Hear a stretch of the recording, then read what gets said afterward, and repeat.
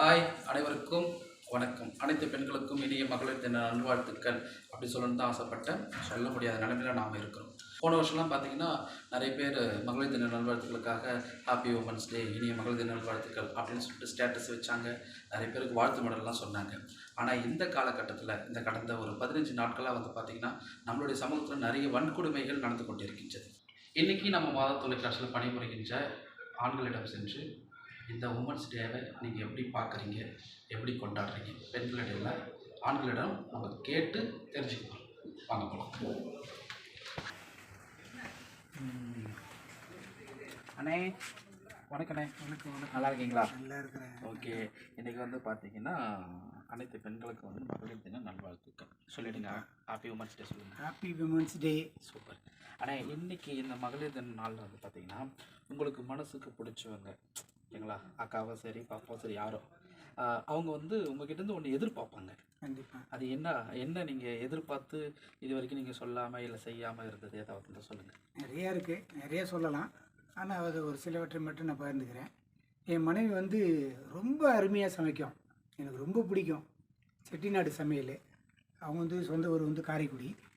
ஆனால் வந்து அவங்க என்ன நினைப்பாங்கன்னா, அவ்வளோ விதவிதமாக சமைக்கிறேன்னு இப்போ வரீங்க சாப்பிட்றீங்க, நீங்கள் பாட்டு போகிறீங்க, ஒரு தேங்க்ஸ் கூட சொல்ல மாட்டேன்றீங்க, நல்லா இருக்குன்னு சொல்ல மாட்டேறீங்க. அப்போ அதனுடைய எதிர்பார்ப்பு ஒவ்வொரு பெண்களுக்கும் இருக்கும். ஒவ்வொரு பெண்களும் அந்த சமையல் ஏரியாவில் அவ்வளோ கஷ்டப்பட்டு சமைக்கிறவங்க அவங்களுக்கு தான் தெரியும்.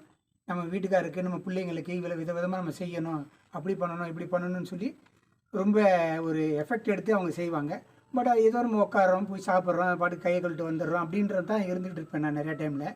எப்போயாவது டைம் தான் சொல்லுவேன். ஆனால் இப்போ ஒரு சில டைம் நான் நினச்சி பார்க்கும்போதுன்னா அடிக்கடி அதை சொல்லணும். எப்பொழுதுமே அவங்க விதமாக செய்யும்போது அதை நம்ம சாப்பிட்டோன்னா அதை ருசித்து சாப்பிட்றோம். நீ நல்லா செஞ்சுருக்கேன், அதை அப்ரோச் பண்ணணும். அது என்னை மாதிரி ஆண்கள் எல்லாருமே அதை புரிஞ்சுக்கணும். சூப்பராக சொன்னீங்க. உங்களுடைய கருத்துக்கள் எல்லாமே பகிர்ந்துக்கிட்டீங்க. சூப்பர். ஸோ இப்போது நம்ம கூட இருக்கிற எல்லாருக்காகவும் இனிய மகளிர் தின நல்வாழ்த்துக்கள் சொல்லிடலாமா? கண்டிப்பாக. இனிய மகளிர் தின நல்வாழ்த்துக்கள்.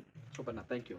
ஹலோ அண்ணா வணக்கம். விமல், நீங்கள் வந்து நம்ம வந்து இன்றைக்கி வந்து மகளிர் தினத்தை வந்து கொண்டாடிட்டு இருக்கோம். ஆமாம், இன்றைக்கி ரொம்ப அற்புதமான நாள். இன்றைக்கி குறிப்பாக வந்து அனைத்துலக மகளிர்கள் அனைவருக்கும் பெண்கள் தின வாழ்த்துக்கள் நாங்கள் சொல்லிக்கிறோம். இன்றைக்கி வந்து இந்த காலகட்டத்தில் வந்து பார்த்திங்கன்னா வன்கொடுமை, மகளிருக்கு எதிராக வந்து வன்கொடுமை வந்து நிறைய நடந்துட்டு இருக்குது. கண்டிப்பாக அதை தடுக்கணும்னா நம்ம என்ன பண்ணணும்? ஸோ என்ன நம்ம சொல்லுவோம் அப்படின்னா, அந்தந்த ஏஜில் அது கிடைக்கணும், அந்தந்த ஏஜில் இந்தந்த விஷயங்கள்லாம் கற்றுக்கணும் அப்படின்றது தான்.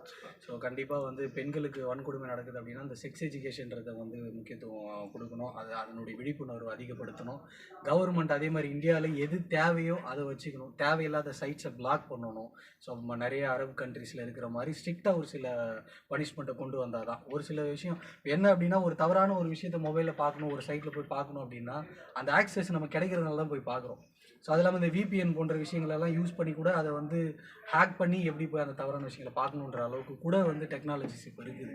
ஸோ மொத்தத்தில் அந்த தவறான விஷயத்தை பண்ணக்கூடிய அந்த சைட்ஸ் எல்லாத்தையுமே பிளாக் பண்ணிட்டாக்கா வந்து நம்ம கண்ட்ரியில் இன்னும் நல்லபடியாக வந்து என்ன சொல்லுவாங்க, சின்ன பிள்ளைங்களாம் நல்ல ஒழுக்கத்தில் வளருவாங்க. சின்ன பசங்களுக்கு வந்து மோட்டிவேஷ்னலாக ஒரு சில விஷயங்கள் இந்த செக்ஸ் எஜுகேஷன் மாதிரி சொன்ன மாதிரி மோட்டிவேஷ்னல் விஷயங்கள் நடக்கணும்.